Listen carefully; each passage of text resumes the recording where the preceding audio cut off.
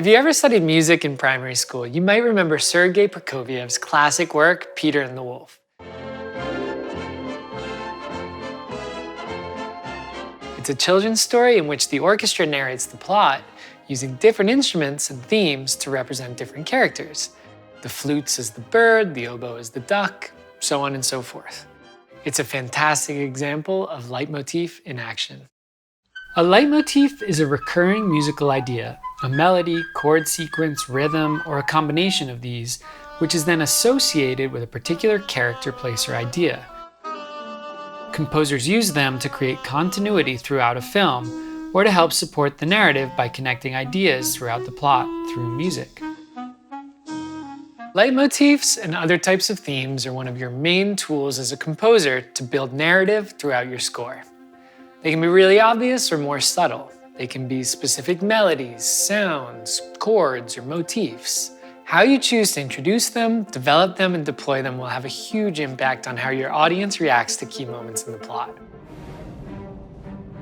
There are tons of fantastic and well-known leitmotifs that you're likely to recognize from famous films.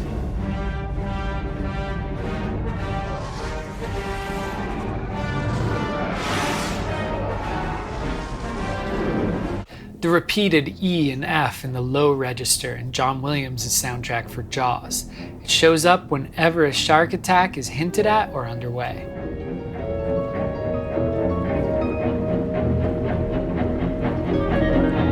In The Wizard of Oz, the Wicked Witch is always represented by a very recognizable and fast-paced chromatic motif. Oh, the Scotch! In this case, the composers clearly used certain musical devices, such as the tempo and the chromaticism, to hint at the terror the witch was causing for Dorothy and her companions. In The Dark Knight, the Joker is represented by two eerie metallic tones. One that stays the same and one that slowly ascends, providing a deeply unsettling insight into the character's mind and philosophy. One of the most obvious uses of leitmotif is in video games, especially in terms of places and settings. Just think of the original Mario Brothers game and the different versions of the music that you encountered when you were underwater, Cloud World, or in other locations. The music in these cases is a key indicator of the scene, but it can also indicate a different character state, such as when you get a star and suddenly become invincible. All of these are pretty over-the-top examples, but there are also slightly more subtle uses you can employ. The Shire theme from The Lord of the Rings plays in full at the beginning of the first movie, when the audience is first introduced to the Shire. But then it also comes back around again and again, in slightly different alterations and on different instruments, to evoke the wistful memory of comfort and of home when the hobbits are no longer there.